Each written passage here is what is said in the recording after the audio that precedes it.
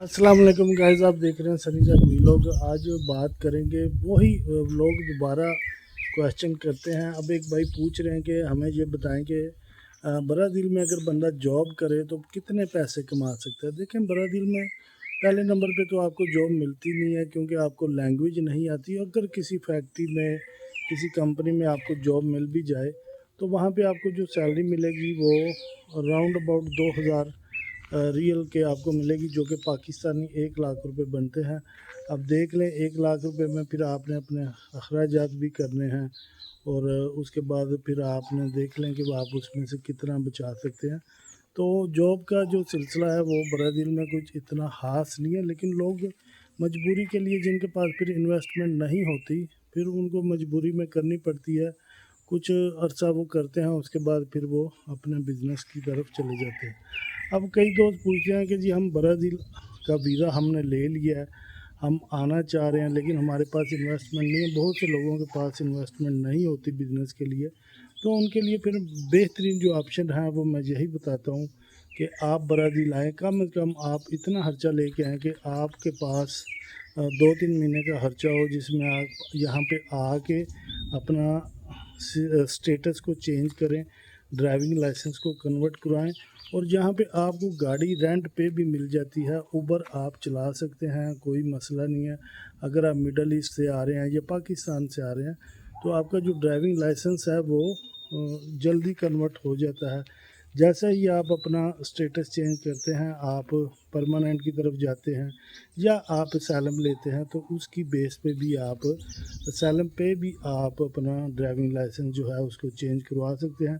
Driving licence को change करवा के अगर आपके पास कुछ इन्वेस्टमेंट है तो आप अपनी गाड़ी ले लें। अगर नहीं ले सकते तो फिर आप गाड़ी रेंट पे भी ले सकते हैं और एक अच्छा रोज़गार आप कमा सकते हैं, क्योंकि उबर में काम अच्छा है, कोई इतना मसला नहीं है। सिक्योरिटी का भी कोई सेफ्टी भी है, कोई इशू नहीं है। बड़ी सिटी में वो लोग बहुत अच्छा मतलब काम कर रहे हैं, काफ़ी अर्निंग कर रहे हैं, तो इसलिए उबर का काम कोई बुरा काम नहीं है, अच्छा काम है उन लोगों के लिए जिनके पास इन्वेस्टमेंट नहीं है। आप वीकली या मंथली बेस पे गाड़ी रेंट पे ले के तो आप अपना काम कर सकते हैं। इसमें यह है कि आप जितनी मेहनत करेंगे उतनी ज़्यादा ही आप अर्निंग कर सकते हैं।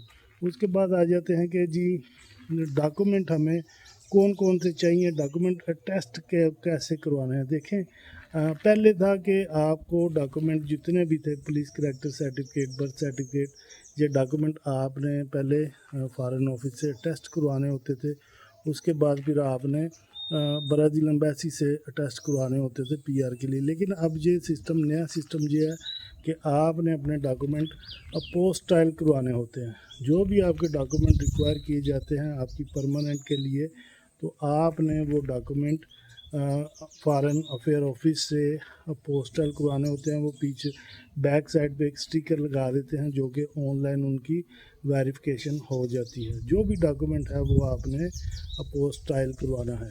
ये एक ज़रूरी अपडेट है उन लोगों के लिए जो कि नए आ रहे हैं या फ्यूचर में आने का प्लान रखते हैं, तो वो अपने डॉक्यूमेंट अपोस्टाइल ज़रूर करवा के तो साथ लेके आने हैं या बाद में मंगवाने हैं, तो वो अपोस्टाइल ज़रूर करवाने चाहिए। उसके बाद आ जाते हैं कि जी बिज़नेस के लिए कौन सी सिटी अच्छी है, कौन सी सिटी में। देखिए, मैंने आपको पिछली वीडियो में कैंपिना सिटी भी दिखा दिया है, साओ पालो भी दिखा दिया है।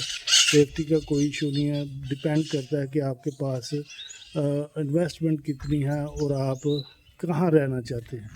अगर तो आप कोई होल सेल का बिज़नेस करना चाहते हैं फिर आप साओ पालो में रहें, और अगर आप एक नॉर्मल बिज़नेस करना चाहते हैं फिर साओ पालो के साथ और बहुत से सिटीज़ हैं, आप वहाँ भी जा सकते हैं। उसके अलावा कई लोग आते हैं जिनके आगे कोई लिंक वाले लोग होते हैं, कुछ की वाइफ होती है, किसी की गर्लफ्रेंड होती है, तो आप उस सिटी में जाते हैं। ज़ाहिर बात है, जहाँ पे आपने रहना फिर आप उस सिटी में कारोबार कर सकते हैं। जाके और भी बहुत सी स्टेट या सिटीज़ हैं, जिस तरह सांता कैटरीना है, ब्राज़ीलिया है।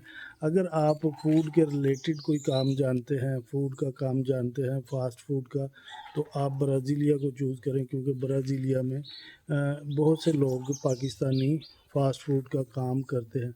इसी तरह अगर आप उबर चलानी है तो आप फिर किसी भी टाउन में चला सकते हैं। इसके अलावा सेल फ़ोन का काम है, कार वॉश का काम है, वेल्डिंग का है, सुपर मार्केट का है, तो आप मुख्तलिफ किसी भी स्टेट में जाके किसी भी सिटी में कर सकते हैं।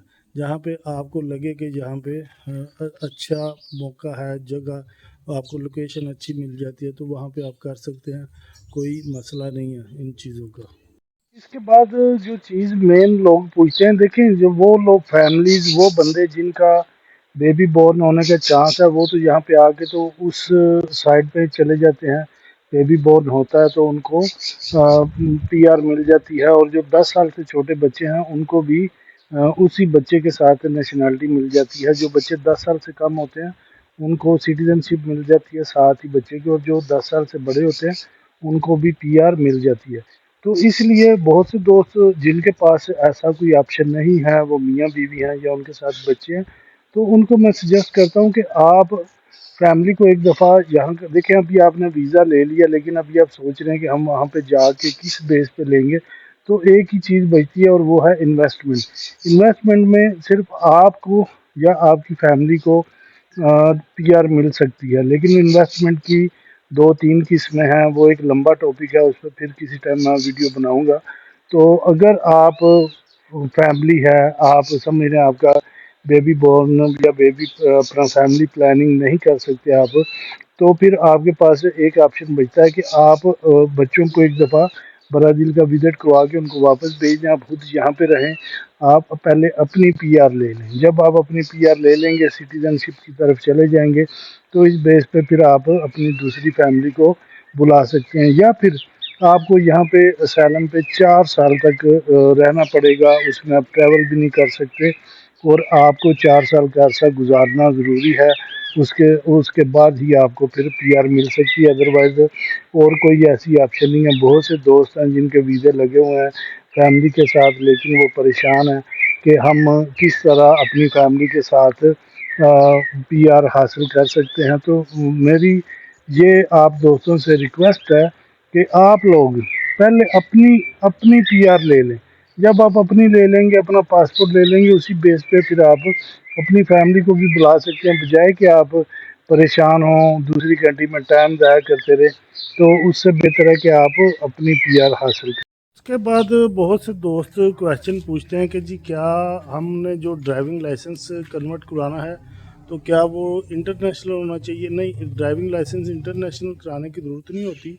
आपके पास जो नॉर्मल ड्राइविंग लाइसेंस होता है पाकिस्तान का या दुबई का या जहाँ से भी आप आ रहे हो, तो उस कंट्री का अगर नॉर्मल भी ड्राइविंग लाइसेंस होता है तो वो यहाँ पे कन्वर्ट हो जाता है। उसको आपने ट्रांसलेशन कराना होता है या फिर आपने एम्बेसी से उसको उस ड्राइविंग लाइसेंस का आपने डिक्लेरेशन लेना होता है, तो जो एम्बेसी बना के दे देती है वो भी आप साथ लगा सकते हैं।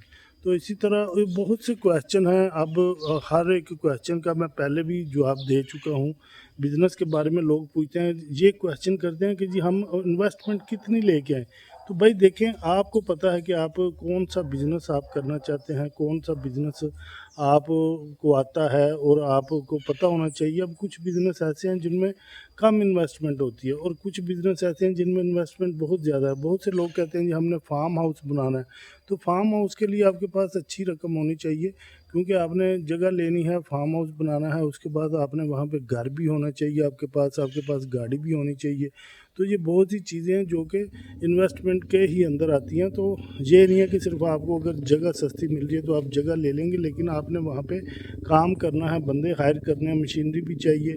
अगर आपने दूसरा बनाना है फिर उसके लिए आपने जानवर वगैरह ख़रीदना है, उसके लिए भी आपके पास रकम होनी चाहिए। तो ये चीज़ें हैं जो कि आप खुद यहाँ पे आके तो खुद ही मैनेज कर सकते हैं, ना कि कोई दूसरा बंदा आपको इसके लिए गाइड कर सकता है।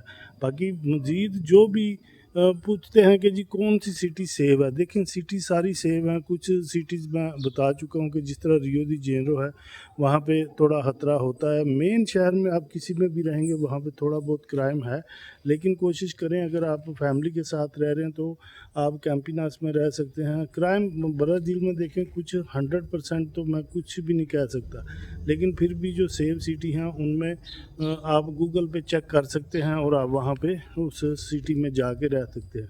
तो ये कोई बड़ा इशू नहीं है।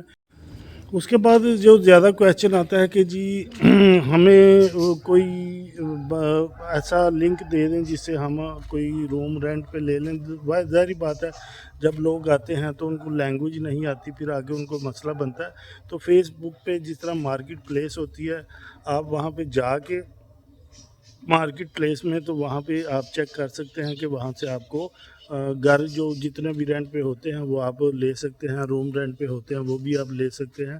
तो नहीं तो आप अगर आपका कुछ जानने वाला है तो उससे हेल्प ले लें, अदरवाइज़ आप गूगल पे फेसबुक पे जाके मार्केट प्लेस से तो नियर बाई जो घर होते हैं आप वहाँ से अपनी चॉइस करके तो अपना कोई भी रूम या घर आप ले सकते हैं। इसी तरह मैं कहता हूँ कि जो लोग डॉक्यूमेंट के लिए आ रहे हैं तो वो अपना ज़हन बना के आया करें कि देखें यहाँ पे कोई फ़िक्स नहीं है। लोग पूछते हैं जी हम हमें बता दें कि पीआर पे कितने पैसे लगते हैं, कितना टाइम लगता है। तो मैं हमेशा कहता हूँ कि इसका हर किसी का डिफरेंट टाइम लगता है, हर किसी का डिफरेंट प्रोसेस है। कोई भी अब मेरा जो ज़रूरी नहीं है कि मेरा प्रोसेस जो है स्मूथ हुआ है तो आपका भी स्मूथ होगा, ऐसा नहीं है। क्योंकि यहाँ पे हर स्टेट डिफरेंट है, हर स्टेट में डिफरेंट टाइम प्रोसेस है। तो जो नॉर्मल लगता है, अगर आपने आके लिविंग टुगेदर कर ली, लिविंग टुगेदर में थोड़ा तो महीने से 2 महीने लग सकते हैं, क्योंकि वो आपको टाइम देते हैं, उसके बाद ही आपको सर्टिफिकेट बना के देते हैं। उसके बाद फिर आपने एमिग्रेशन से अपॉइंटमेंट लेनी होती है। तो कुछ स्टेट में आपको अपॉइंटमेंट 15-20 दिन की मिल जाती है और कुछ स्टेट में 2-2 महीने के भी आपका नंबर नहीं आता। तो इसलिए ये सारा डिपेंड करता है कि आपकी प्रोफाइल पे, जिस तरह हर बंदे की वीज़ा के लिए प्रोफाइल डिफरेंट होती है, इसी तरह यहाँ पे हर बंदे की टाइमिंग प्रोसेस, जो प्रोसेस टाइम है वो हर बंदे का डिफरेंट है। तो ये कोई पूछने वाला सवाल नहीं है कि कितना टाइम लगता है, लेकिन जिन लोगों के पास डॉक्यूमेंट रेडी होते हैं वो 2 से 3 महीने में अपना सारा प्रोसेस कर सकते हैं। इसी तरह पूछते हैं कि जी पासपोर्ट का प्रोसेस, पासपोर्ट का जो वेबसाइट पे उन्होंने दिया हुआ है वो 180 डेज़ है, यानी कि 6 मंथ है। उसमें कुछ लोगों का 2 महीने में भी अप्रूव हो जाता है, किसी का 3 मंथ में अप्रूव होता है और किसी को 5 महीने भी लग जाते हैं। तो और किसी का कुछ अगर डॉक्यूमेंट मिसिंग हो जाए तो उसका वो रिफ्यूज़ भी कर देते हैं, फिर वो उसको दोबारा अप्लाई करना पड़ता है। तो इसलिए जो वेबसाइट पे टाइम है वो 180 डेज़ है, उसके अंदर ही उन्होंने आपको रिप्लाई करना होता है या आपको परमिशन देनी होती है। तो ये चीज़ें टाइम पीरियड के लिहाज से मैं हमेशा कहता हूँ कि आप दूसरों को छोड़ें, आप अपने काम पे फोकस करें, आप अपने डॉक्यूमेंट क्लियर करें, अपने डॉक्यूमेंट को रेडी करें, उसके बाद फिर आपको खुद अंदाज़ा हो जाए। उसके बाद जो मेन क्वेश्चन होता है कि जी जो पुर्तगीज़ का हमने लैंग्वेज कोर्स करना है तो उसका क्या प्रोसेस होता है। देखिए वो 40 डेज़ का कोर्स होता है, यहाँ पे जो नॉर्मली स्कूल करवाते हैं 40 डेज़ का होता है। बाकी हर स्टेट में हो सकता है डिफरेंट हो, लेकिन मैं सौ पालों की बात कर रहा हूँ। 40 डेज़ का ऑनलाइन आपको ये कोर्स करवाते हैं, उसकी अराउंड अबाउट 400 फ़ीस होती है, वो आपने ऑनलाइन पे करनी होती है। और इसके 2 टेस्ट होते हैं जो कि आपने, एक टेस्ट जो है वो ऑनलाइन देना होता है, उसके कुछ नंबर आपको मिलते हैं, उसके बाद फिर वो आपको कहते हैं कि आपने दूसरा जो टेस्ट है वो फिज़िकली जाके उनके स्कूल में देना होता है। तो जब आप फिज़िकली टेस्ट दे देते हैं तो फिर दोनों के नंबर इकट्ठे किए जाते हैं, ऑनलाइन टेस्ट के और फिज़िकल टेस्ट के। उसमें से फिर अगर आप पास हो जाते हैं तो फिर आपको वो सर्टिफिकेट दे देते हैं जो कि आपने पासपोर्ट के लिए लगाना होता है। लेकिन इतना कोई मसला नहीं है, और कई स्टेट ऐसी भी हैं जहाँ पे ये कोर्स गवर्नमेंट के स्कूल हैं, वहाँ पे आप फ्री भी कर सकते हैं, कोई मसला नहीं है। मैं इसीलिए कहता हूँ कि बरादील में हर स्टेट में डिफरेंट, थोड़ा थोड़ा सिस्टम डिफरेंट है। किसी को ये फ्री में भी मिल जाता है सर्टिफिकेट, और कई लोगों को पैसे दे के तो इसका टेस्ट दे के लेना पड़ता है। टेस्ट इसका आपने हर जगह पे देना होता है, लेकिन सिर्फ फ़र्क इतना है कि कोई लोग गवर्नमेंट के स्कूल से कर लेते हैं और कोई लोग प्राइवेट स्कूल से करते हैं, जिसकी उनको फ़ीस देना पड़ती है। उसके बाद फिर ज़्यादातर लोगों का ये ज़हन होता है कि हम जाएंगे, पीआर लेंगे और उसके बाद हम वापस अपनी कंट्री में चले जाएंगे जी। तो वापस हम जब हमारा दिल करेगा हम वापस आएंगे। तो मेरे भाई इस तरह नहीं है। आपने अगर पासपोर्ट अप्लाई करना है तो आपको यहाँ पे रुकना पड़ेगा, 1 साल का आपको अरसा यहाँ पे रिक्वायर है। आप रुकेंगे या कोई काम करेंगे या वो एक बाद की बात है, लेकिन आपका ब्राज़ील में रहना ज़रूरी है। वो लोग जो कि समझते हैं कि हम चले जाएंगे बाद में आके अप्लाई करेंगे, तो उनके वो लोग एलिजिबल नहीं होते। तो इसलिए अगर आप इस पीआर पे 2 साल से ज़्यादा बाहर रहेंगे तो ये आपकी पीआर कैंसिल भी हो सकती है। इसलिए वो लोग ये सोचते हैं कि हम जाएंगे पीआर लेके तो हम वापस आ जाएंगे, और फिर जब हमारा दिल करेगा जाके पासपोर्ट ले लेंगे। तो मेरे भाई ऐसा नहीं है, ये जहन से निकाल दें। आपने जब आना है तो आपको ब्राज़ील में टाइम गुजारना पड़ेगा। टाइम गुजारने के बाद ही आपको, ज़ाहिर बात है, जब आप यहाँ पे रुकेंगे फिर आपको पुर्तगीज़ भी आ जाएगी और पासपोर्ट तक जाने तक आप थोड़ी बहुत पुर्तगीज़ बोलने भी लग जाएंगे, जो कि आपको ब्राज़ील का लैंग्वेज सर्टिफिकेट लेने के लिए, पुर्तगीज़ का सर्टिफिकेट लेने के लिए आपको बहुत ज़्यादा मदद भी हो जाती है उसमें। तो इसलिए कोशिश करें कि जो लोग आ रहे हैं पूरी प्लानिंग करके आएँ, अपना पूरा बंदोबस्त करके आएँ, अपना किसी बंदे के साथ लिंक निकाल के आएँ, ताकि आप जब वहाँ जहाँ पे आएँ तो आप फिर आपको परेशानी का सामना ना हो।